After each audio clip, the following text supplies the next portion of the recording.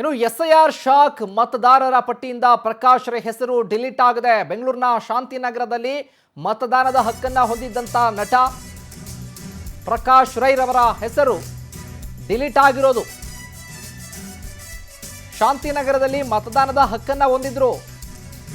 ಈ ಬಗ್ಗೆ ಇನ್ಸ್ಟಾಗ್ರಾಮ್ನಲ್ಲಿ ಖುದ್ದು ಮಾಹಿತಿನ ಹಂಚಿಕೊಂಡಿದ್ದಾರೆ ಪ್ರಕಾಶ್ ರೈ. ಬೆಂಗಳೂರಲ್ಲಿ ಡಿಲೀಟ್ ಆಗಿರುವ 65 ಲಕ್ಷ ಮತದಾರರಲ್ಲಿ ನಾನು ಒಬ್ಬ. ನಾನು ಹುಟ್ಟಿ ಬೆಳೆದ ಕ್ಷೇತ್ರದಿಂದಲೇ ನನ್ನ ಮತವನ್ನು ತೆಗೆದುಹಾಕಲಾಗಿದೆ. ನಾನು ಅದೇ ಕ್ಷೇತ್ರದಲ್ಲಿ ಲೋಕಸಭಾ ಚುನಾವಣೆಗೂ ಸಹ ಸ್ಪರ್ಧೆ ಮಾಡಿದ್ದೆ. ಆದರೂ ಸಹ ನನ್ನ ಹೆಸರನ್ನ ಮತದಾರರ ಪಟ್ಟಿಯಿಂದ ಕೈಬಿಡಲಾಗಿದೆ. ಇದು ಜೋಕ್ ಅಲ್ಲದೆ ಮತ್ತೇನು ಹೀಗಂತ ಪ್ರಶ್ನೆ ಮಾಡಿದ್ದಾರೆ ಪ್ರಕಾಶ್ ರೈ. ರಾಜ್ಯಾದ್ಯಂತ SIR ಪ್ರಕ್ರಿಯೆ ನಡೀತಲ್ಲ, ಈ ಸಂದರ್ಭದಲ್ಲಿ ನನ್ನ ಮತದಾನದ ಹಕ್ಕನ್ನು ಕಿತ್ಕೊಂಡಿದ್ದಾರೆ ಅಂತ ಹೇಳಿ ಇನ್ಸ್ಟಾಗ್ರಾಮ್ನಲ್ಲಿ ವಿಡಿಯೋವನ್ನ ಹಂಚಿಕೊಂಡಿದ್ದಾರೆ Prakash Rai.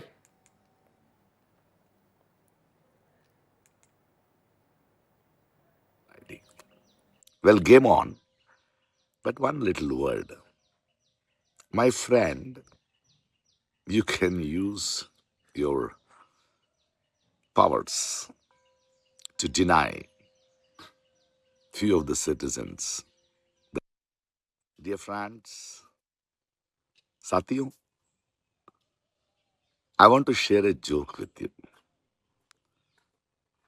I am one of the 65 lakh voters whose vote right has been deleted from Bangalore constituency after SIR. Nice joke, no? I was born in this constituency. I lived in this constituency. I had my schooling, college, theatre. And for your kind information, I was an MP candidate of this constituency too. Well, the joke is nice. Game on. Let me see what is the process I have to go through. Kya kaagaz dikhana padega to get back my voter ID. Well, game on. But one little word. My friend, you can use your powers to deny few of the citizens the right to vote who may not elect you. But can you stop us, my dear friend, from our power of bringing you down? Just asking. Bye. ಇನ್ನು ಮತ delete ಬಗ್ಗೆ ಆರೋಪ ಮಾಡಿರುವ ನಟ ರಾಜಕಾರಣಿ Prakash Rai SIR ಸಂಬಂಧಿಸಿ ಅರ್ಜಿ ಸಲ್ಲಿಕೆಯ ಬಗ್ಗೆ ಸ್ಪಷ್ಟನೆ ನೀಡಿಲ್ಲ ಅಂತ ಪ್ರಕಾಶ್ ರೈ ಗುಡುಗಿದ್ದಾರೆ. ಈಗಾಗಲೇ ಪ್ರಕಾಶ್ ರೈ ಮೇಲೆ ಹಲವೆಡೆ ವೋಟರ್ ಐಡಿ ಹೊಂದಿದ್ದ ಆರೋಪ ಬೇರೆ ಇದೆ. ಬೆಂಗಳೂರು, ಚೆನ್ನೈ ಸೇರಿ 3-4 ಕಡೆ ವೋಟರ್ ಐಡಿ ಇರುವಂತ ಆರೋಪ. ಇದೀಗ ಮತ ದೃಢೀಕರಣಕ್ಕೆ ಬೆಂಗಳೂರಲ್ಲೇ ಅರ್ಜಿ ಸಲ್ಲಿಕೆ ಮಾಡಿದ್ದಾರಾ? ಅರ್ಜಿ ಸಲ್ಲಿಸದಿದ್ರೆ ಖಂಡಿತ ಮತ ಡಿಲೀಟ್ ಆಗುತ್ತೆ ಅನ್ನೋದು ಗೊತ್ತಿಲ್ವಾ? ದಾಖಲೆ ಸಹಿತ ಅರ್ಜಿ ಸಲ್ಲಿಸಿಯೂ ಮತ ಡಿಲೀಟ್ ಆಗಿದ್ರೆ ಖಂಡಿತ ತಪ್ಪು. ಅರ್ಜಿ ಸಲ್ಲಿಸದೇ ಇದ್ರೆ ಆರೋಪ ಮಾಡೋದು ಯಾಕೆ? ರಾಜಕೀಯಕ್ಕ? ಸುಮ್ಮನೆ ಎಲ್ಲದಕ್ಕೂ ಸರ್ಕಾರದ ಮೇಲೆ ಗೂಬೆ ಕೂರಿಸೋದು ಯಾಕೆ? ಪ್ರಜ್ಞಾವಂತ ನಾಗರಿಕ ಆಗಿ ಮೊದಲು ಅರ್ಜಿನ ಸಲ್ಲಿಸಿರೋ ಬಗ್ಗೆ ಸ್ಪಷ್ಟಪಡಿಸಬೇಕು.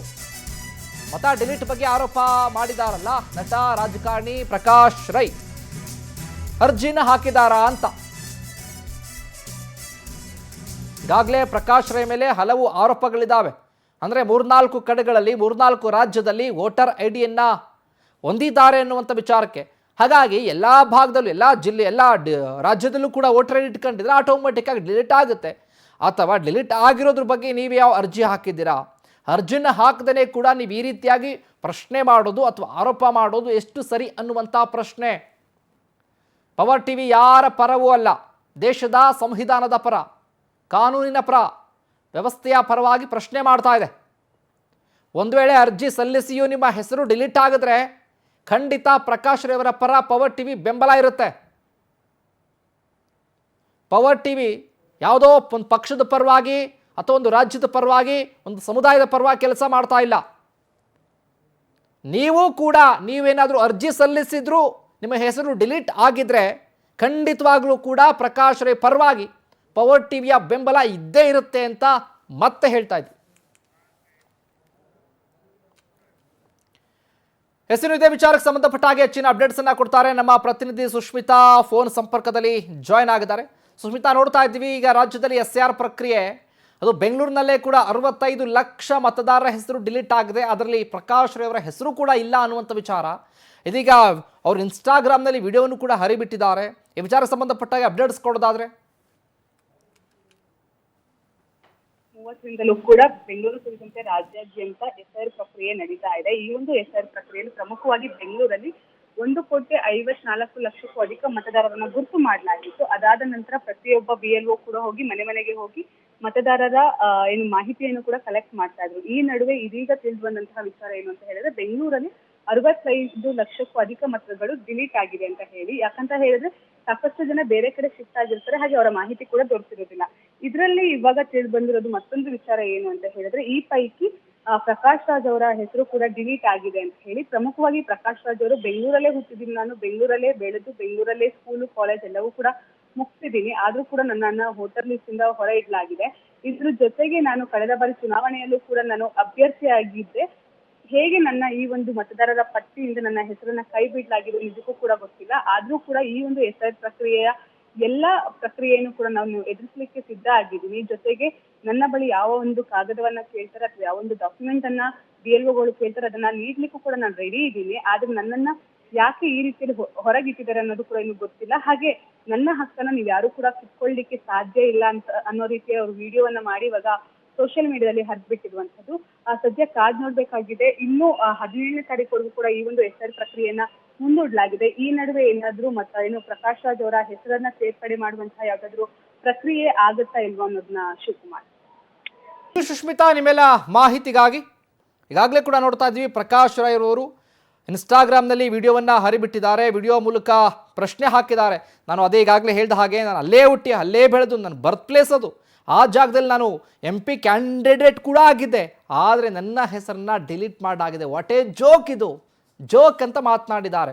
ಆದರೆ ನಾವು ಹೇಳೋ ಪ್ರಶ್ನೆ ಏನಪ್ಪ ಅಂದರೆ, ಪವರ್ ಟಿವಿ ಕಡೆಯಿಂದ ನೀವು ಈ ವಿಚಾರಕ್ಕೆ ಸಂಬಂಧಪಟ್ಟ ಹಾಗೆ ನೀವೇನಾದ್ರು ಅರ್ಜಿನ ಹಾಕಿದ್ರೆ, ನಿಮ್ಮ ಹೆಸರು ಡಿಲೀಟ್ ಆಗಿದೆ ಅಂತ ಅರ್ಜಿ ಹಾಕಿಯೂ ಕೂಡ ನಿಮ್ಮ ಹೆಸರು ತೆಗೆದು ಹಾಕಿದರೆ, ಇದು ಕಾನೂನಿನ ವಿರುದ್ಧವಾಗಿ ಮಾಡಿದರೆ, ಸಂವಿಧಾನದ ವಿರುದ್ಧವಾಗಿ ನಿಮ್ಗೇನಾದರೂ ಮಾಡಿದರೆ ನಾವು ಖಂಡಿತವಾಗ್ಲೂ ನಿಮ್ಮ ಪರ ಇರ್ತೀವಿ. ಅದನ್ನು ಹೊರತುಪಡಿಸಿ ನೀವೇನಾದರೂ ಕೂಡ ನಿಮ್ಮ ಈ ಅರ್ಜಿನ ಹಾಕದೇನೆ ನೀವು ಪ್ರಶ್ನೆಯನ್ನು ಮಾಡ್ತಾ ಇದ್ದೀರಿ, ಈ ರೀತಿ ಗಂಭೀರವಾಗಿ ಆರೋಪ ಮಾಡ್ತಾ ಇದ್ದೀರಿ ಅಂತ ಅಂದರೆ ನಾವು ಇದನ್ನೂ ಕೂಡ ನೇರವಾಗಿ ಪ್ರಶ್ನೆಯನ್ನು ಮಾಡ್ತೀವಿ.